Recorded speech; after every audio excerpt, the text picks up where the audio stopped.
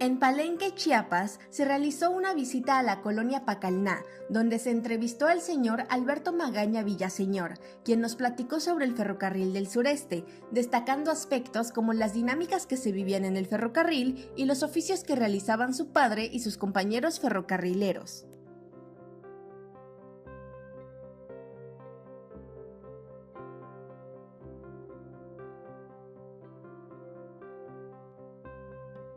Él ingresó aproximadamente en el 49, 50, no sé exactamente, pero es la fecha que ellos manejan.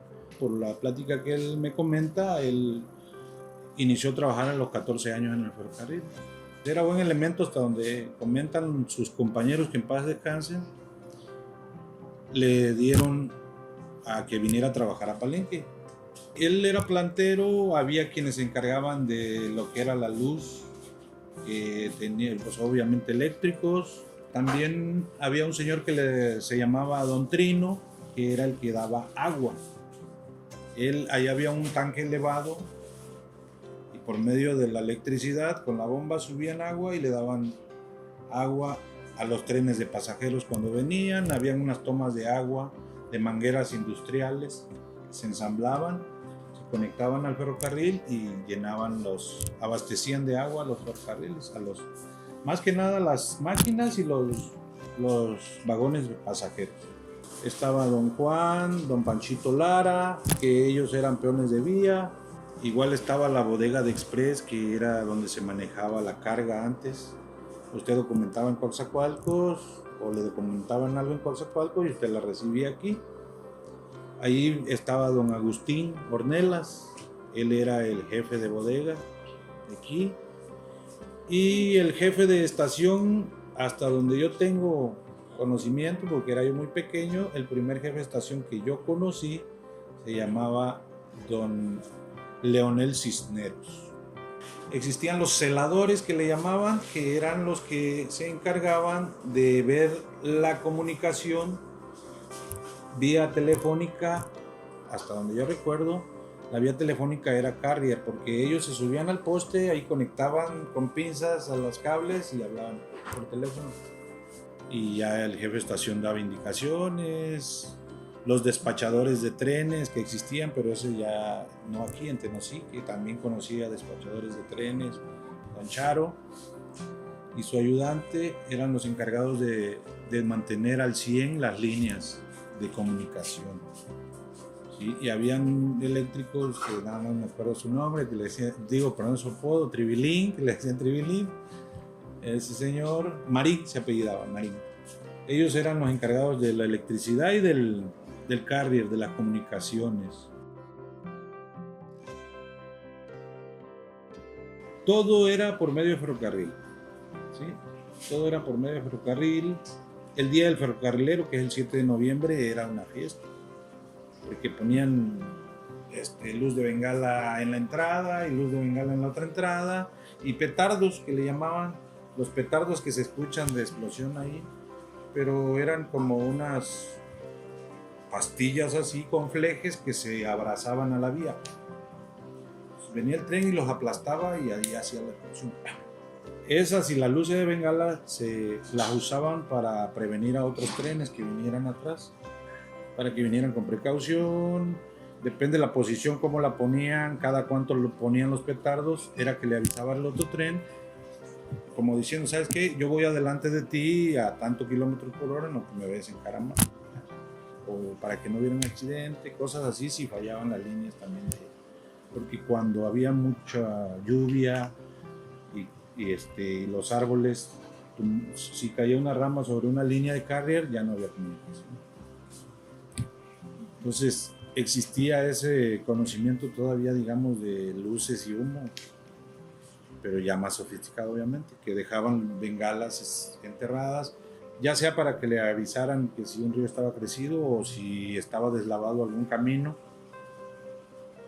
o si iba muy lento o iba fallando una máquina del tren que iba adelante. Ese tren que iba adelante le dejaba la señal al otro, el otro ya sabía, paraba en algunas ocasiones a dar tiempo a que avanzara Sí, los durmientes eran de madera, ahorita ya como pueden ver ahí son de material. De hecho aquí hay mucho de esos durmientes enterrados de madera todavía, claro, deteriorados, pero el corazón está que no le cabe un clavo, se dobla el clavo.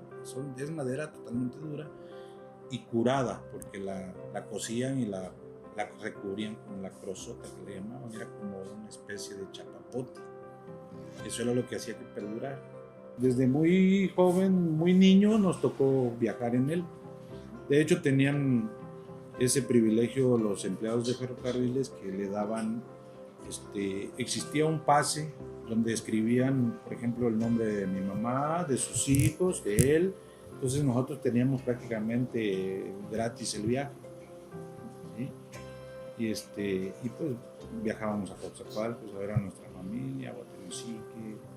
Y realmente el viaje en tren era placentero porque en todos los puentes, en el de Mezcalapa también trabajó mi papá, en el puente de Mezcalapa, que es Villa San Manuel se llama ahora, tiene como 800 metros de... Tal vez exagero, pero como 500 metros. Tiene 8 naves cuadradas. Pues es muy bonito porque va usted arriba del tren y va viendo arroyos, ríos, paisajes.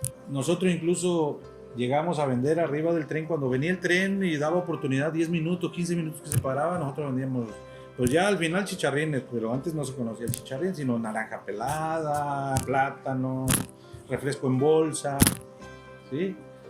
Horchata en bolsita. ¿Sí? A mí me tocó, yo era de los más pequeños, pero todavía me tocó algo. Sí, a mis hermanos le tocó más.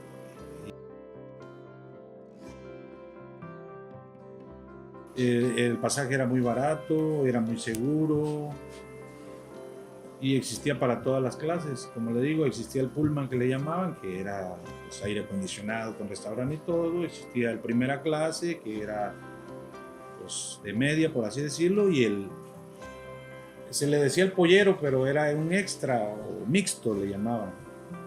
Por ejemplo, el de primera no traía más que correo y carga nada más, y pasaje, y máquina, solo.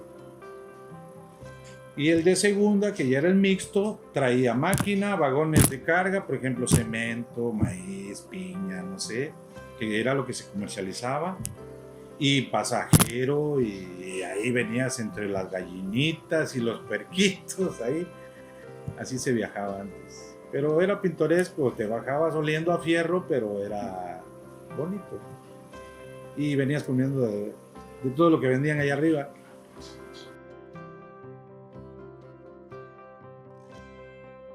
Pues realmente fue a raíz de que quitaron el tren de pasajeros, ahí se murió todo.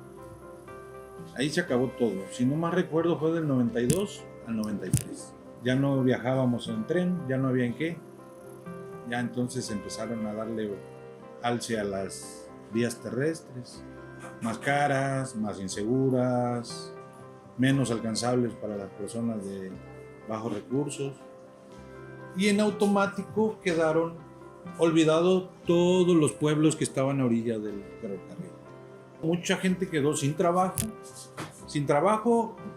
directamente ferrocarrilero, ¿sí? Las cuadrillas, los de comunicaciones, los electricistas, los de carrier, quedaron sin empleo.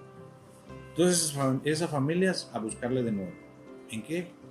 En lo que pueda hacer.